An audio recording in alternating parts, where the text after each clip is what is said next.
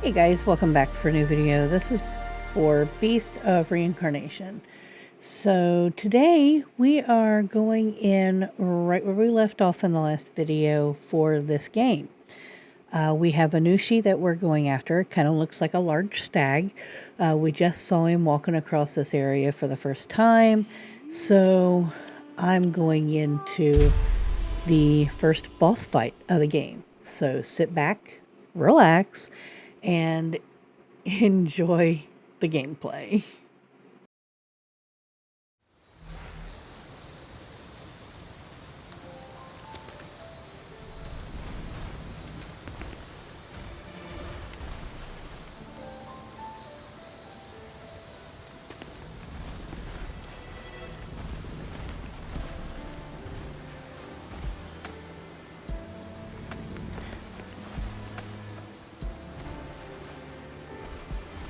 Alright, so I'm just staring at this Nushi because I'm trying to debate how I'm going to do this.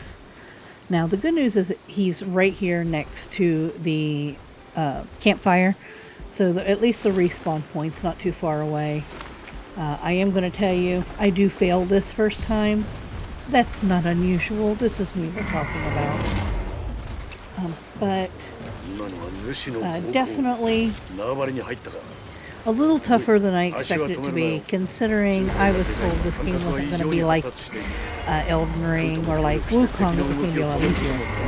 It's a little disappointing. So as you can also see, dialogue is also still in Japanese, but at least we have English subtitles. So thank God for small favors. So what I've decided is let you see this first attempt of absolute failure, and then we're actually going to fast forward through the next handful of attempts until we get to the winning spawn. So basically, I have been trying to figure out how to get the dialogue into English. This is the bane of my existence. I have been trying to figure it out, and I know it's going to be something super simple. They say just go into the settings and look under the gameplay settings and change your audio settings and la-di-da, it'll be in English. I have went into those settings multiple times. I can't find it. I'm missing something somewhere. So I'm going to have to, like, seriously do some digging. Google is gotta help me with something. In the meantime, I'm just enjoying the game, trying to at least pay attention to the subtitles when they pop up, and if we are able to fix it, it'll be the happiest day, and I will definitely make sure that I share it with each and every one of you so that you will know. So in this section, I think I respawned like 10 times. I failed like a lot.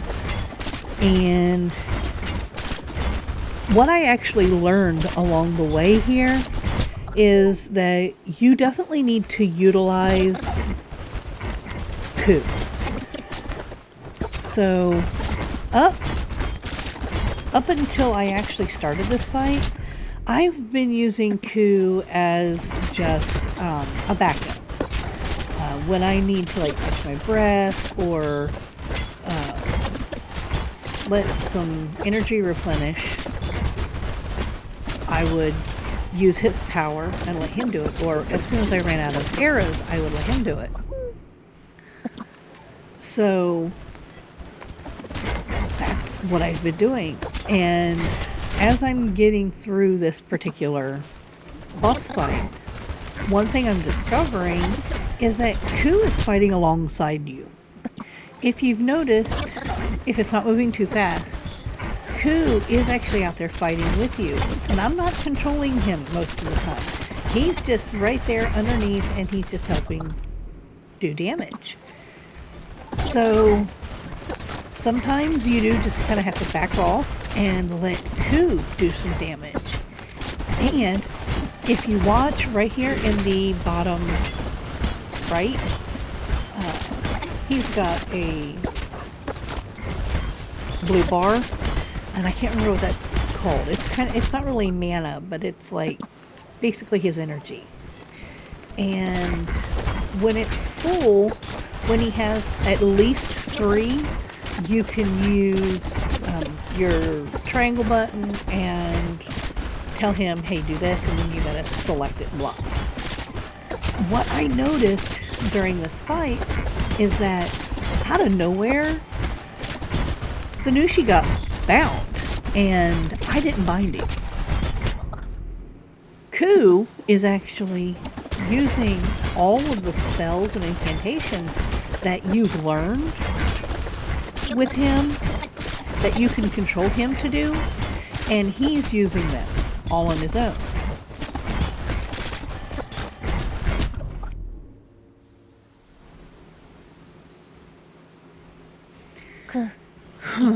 And you finally got me to regular speed, so this is the final spawn. Anyway, looking at him from up here, he is absolutely gorgeous. And I think it's so cool that I was able to get to the edge at just the right moment to where I had that hit the R1 button right now to actually do some damage. And so it takes a nice little chunk off. Now, as you see, I only got 3 specials or 3 incantations so far for Ku, which only one of them I really like, which is Seeds. Bind is helpful when you need it, but that bloom one in the middle, as you see, I use it quite a bit here, but it doesn't actually do anything. It just builds a tree. It doesn't do any damage on him, and it actually takes me a while before I realize this, and it's probably about 2 bosses after this when I finally realize it. But all it is something for you to grapple onto and then fall back and come back down on. And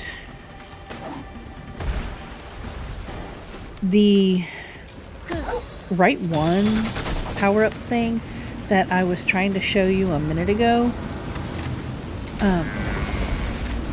when I first started that and hit him on the snout, you're supposed to be able to do that when you go up on those bloom flowers, when you use your grapple and go up and then slam back down.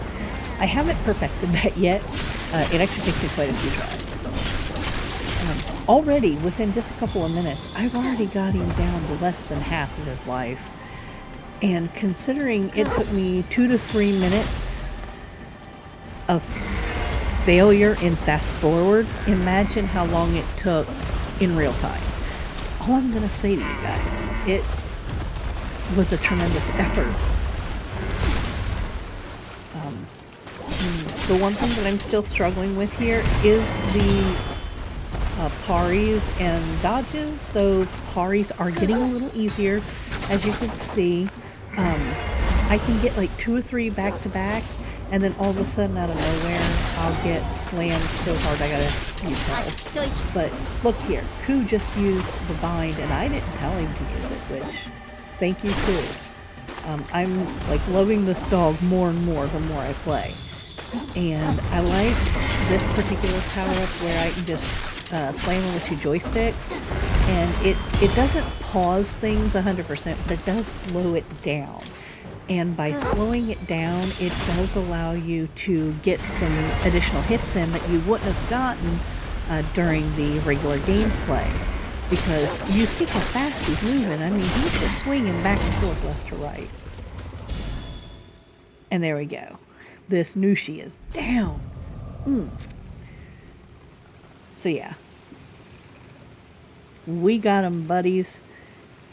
Definitely wanted to make sure that you got to see that. I didn't do anything tremendous. It was just perseverance, to be perfectly honest. The way Polly says it is, babe is just a button masher. So with this particular game, you just gotta keep hitting the buttons and doing the damage. Also, you see these orange things right here? I did not realize it that I should have been breaking them this entire time. I thought I was only supposed to break them if they were in my way. I didn't realize that they actually provided me the currency of this game, which is amber. I thought they were just miner and giving me small amounts of amber just because I was clearing them out of my way. So, lesson learned. I don't find that out until a little bit later when Polly tells me, and I probably don't even really show anything about it when I do the recording, but I'll make sure that I at least point it out when I get that far. That, oh yeah, so this is around the time where he does that, where he finally told me. So yeah. I still don't like the fact that I don't understand what they're saying, because like right now during a cutscene, I can definitely sit here, read it, go forward, whatever. But when I was in those battles, they're talking, and I have no idea what they're saying.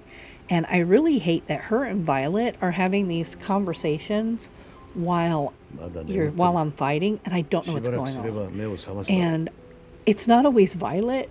I did happen to look on one turn, and it said it was Kugura, or Kagara, the girl. And then that man, Brad, that we were just talking to, he does it too. So it's literally everybody in the Cleanse Walker, pretty much, that will talk to me while I'm trying to play. So really annoying, because I don't speak that language. I truly hope that I can find how to fix it soon. And also, my original intention was to cut out all this menu stuff that I do. And for the most part, I have been cutting it out for you up to this point.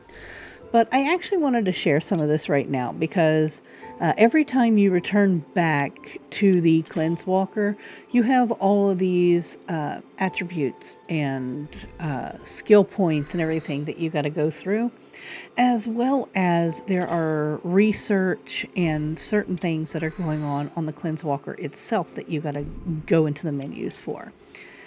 So first you want to do the attributes, which was, on Ku and Emma, which is basically vitality, strength, and something. I can't remember what it's called.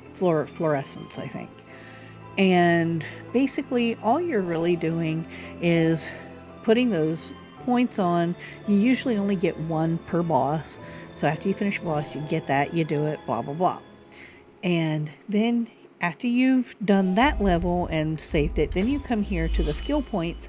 And right here in the circle, you have so many skill points. And they do add up throughout the course of the level that you're doing. And here, I just so happen to have... I had 20 a minute ago, and I've used them all already. But you want to use these to level up all the skills that each of the characters gets.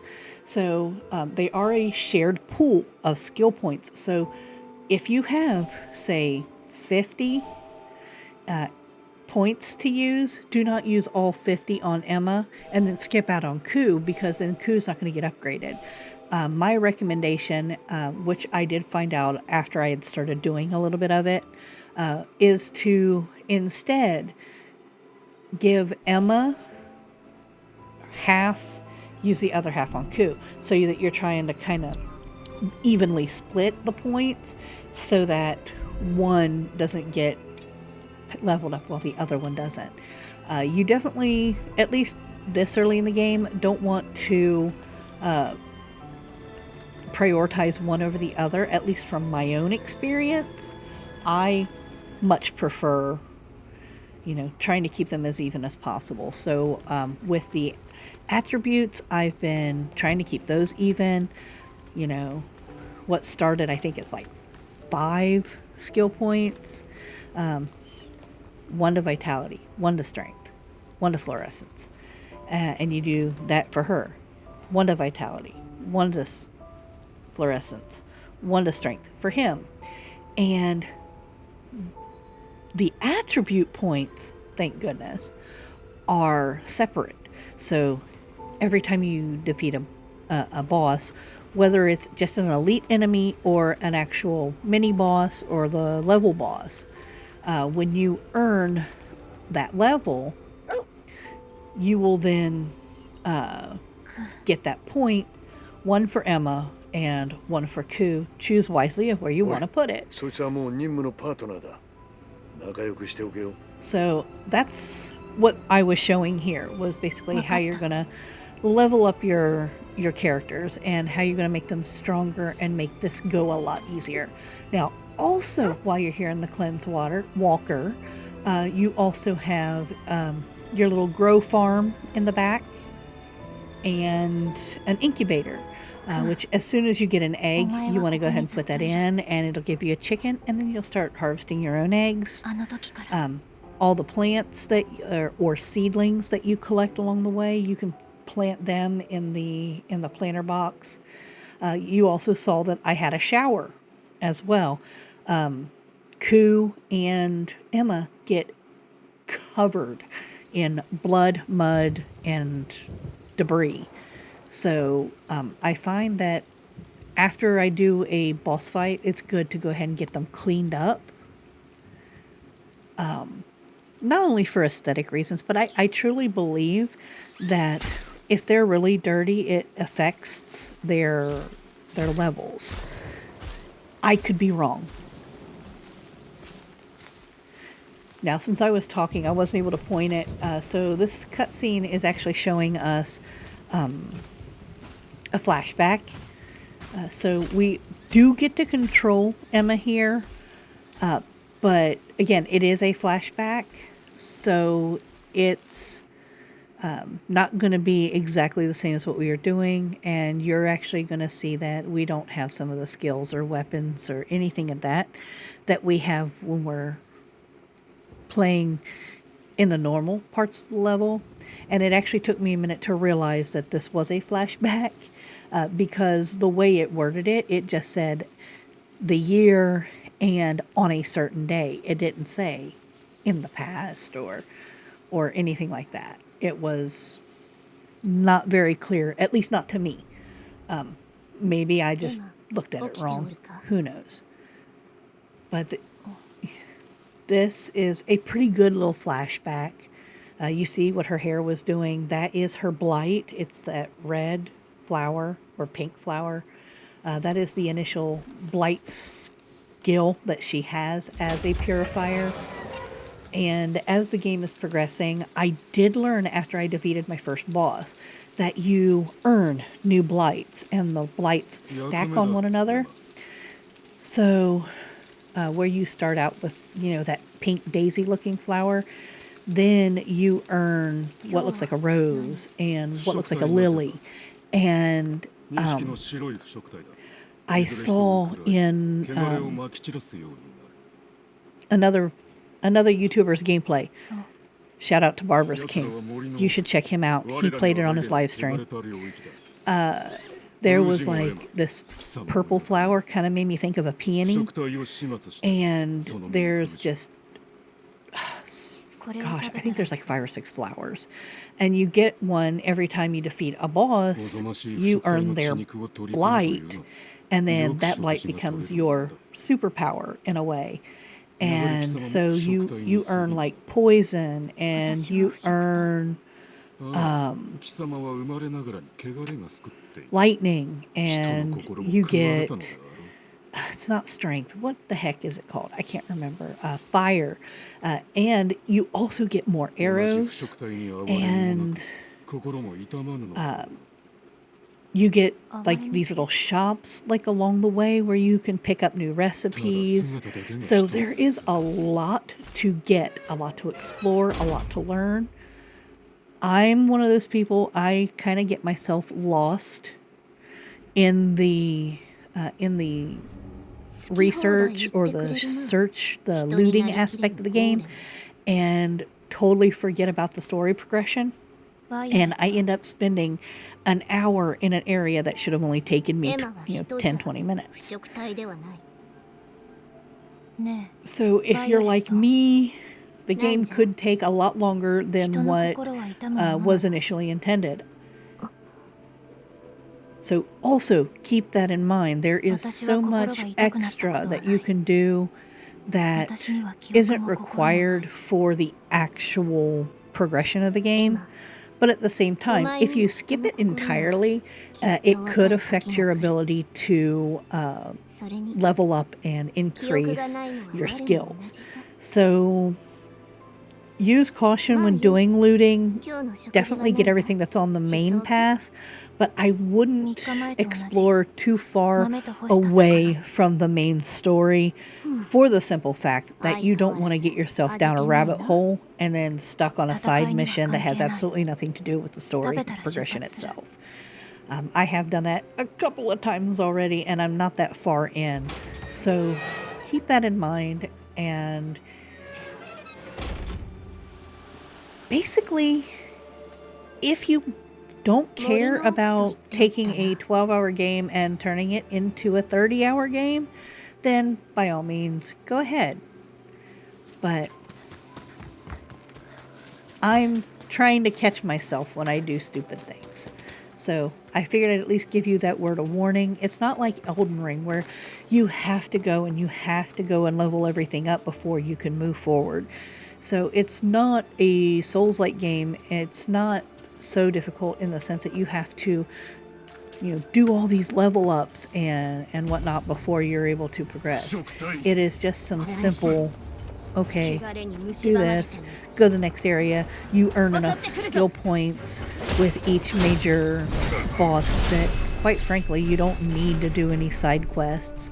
There are some strong boxes along the way, some really neat treasure chests that you got to do special codes, which I'm only just learning about. They're pretty neat.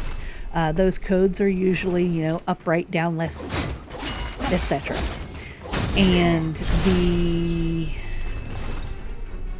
what's it called? And there's also like elite enemies in the area.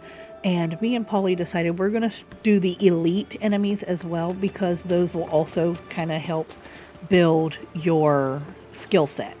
So, like I said, you want to play your own style for sure. But at the same time, it's like, do not allow yourself to get too far off the beaten path, because you could end up playing this game for days being in one little area, and then as soon as you beat the boss and progress the story, you realize, you know what, I could have done that a lot faster and moved on. I really didn't have to 100% the whole area to progress. So just keep that in mind. And these robot guys, they're called Golems. They're actually not so bad, but you do get to experience some backstory. It's not just this particular part of Flashback. There's at least 2 more flashback scenes. So I know more is going to happen. You're going to learn more history about your own character and how her and Ku got together. So it's not like you're just fighting to fight. It's more like there is an actual underlying story there, and I do recommend paying as close attention to it as you can. I know that by it not being in English right off the rip does make it difficult, but if you are able to keep track of these subtitles and pay attention to the story, I think you will be pleasantly surprised at how the story progresses. And so far in my gameplay, we have had, I think, 2 or 3 flashback scenes for some backstory. So it's not like the backstory happens like every chapter or anything like that. It's mainly just during this first region, and it does eventually, go forward. And again, I highly recommend checking out other YouTubers as well as, actually playing the game yourself. I have watched Barbarous King play it. He did it on his live stream. I think he had like 2 or 3 sessions that were like between 2 and 5 hours apiece. I'd have to double check on his channel to see how he actually broke it down. But he He's the one I've seen the most gameplay, and there were a few others, but I haven't actually sat down and watched any of them because I didn't really want too many spoilers.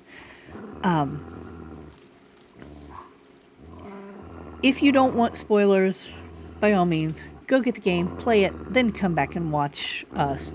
Otherwise, if you're just watching because you like the entertainment and to, just to experience the story itself, then hey, we're very happy to have you. So don't think I'm trying to make you leave.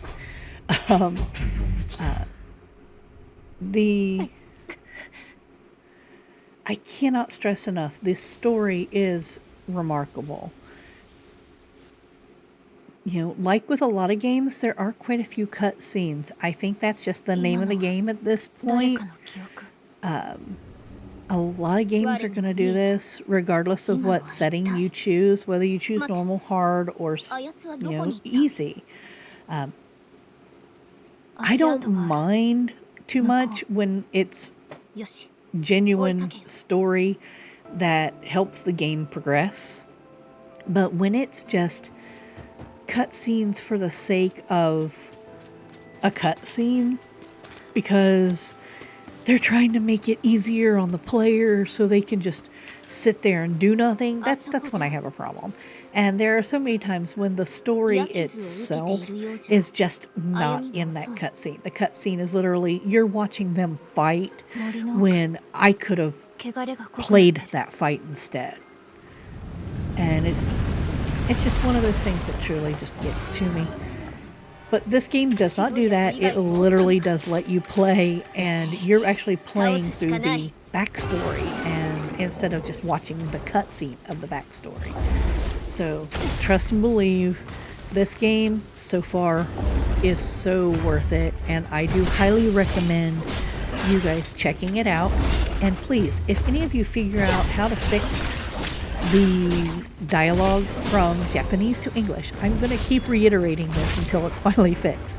Please, please, please send me a message, comment on the video, anything, let me know so I can fix it, because it's driving me absolutely bonkers.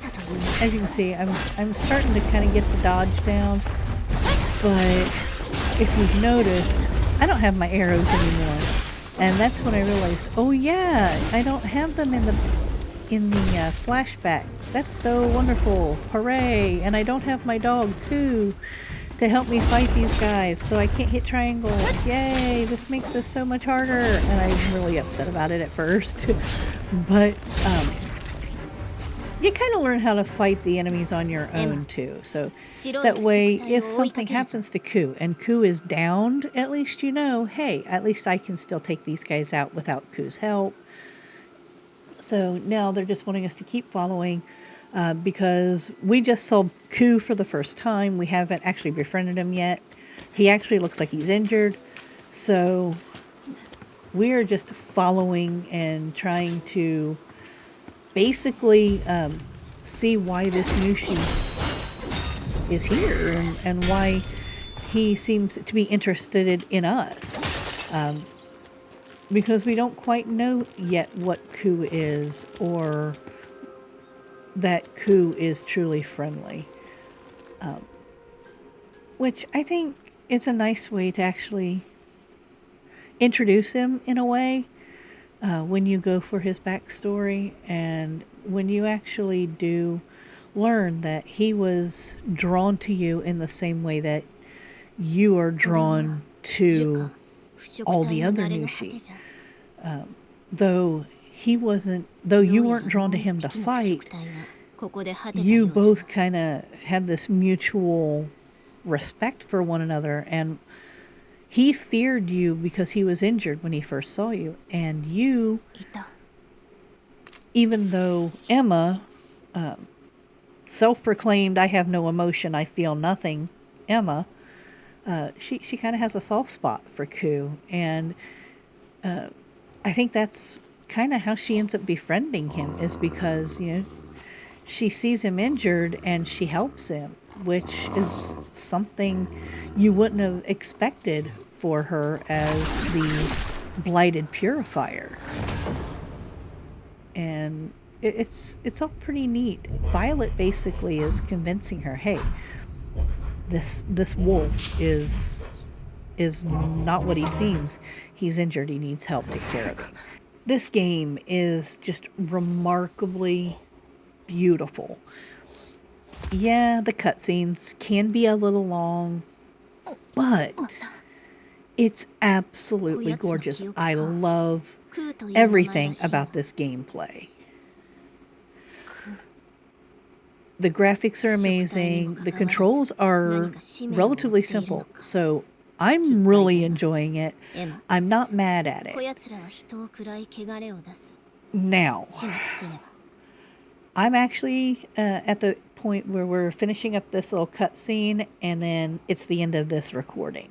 So, we're going to call it here.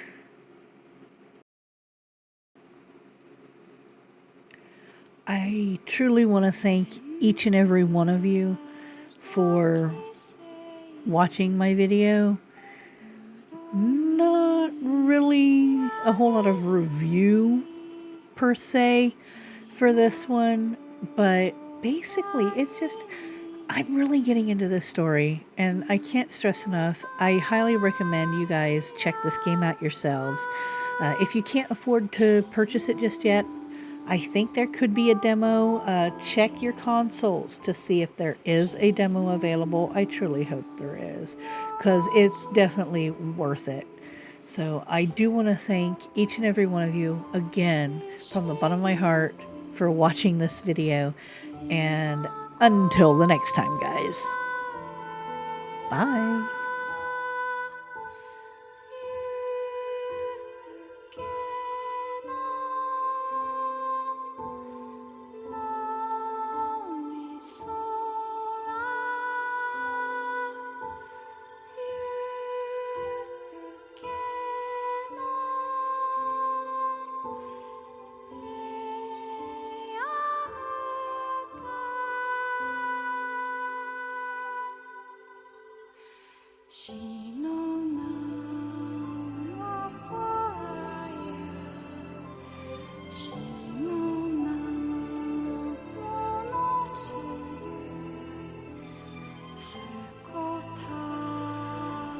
She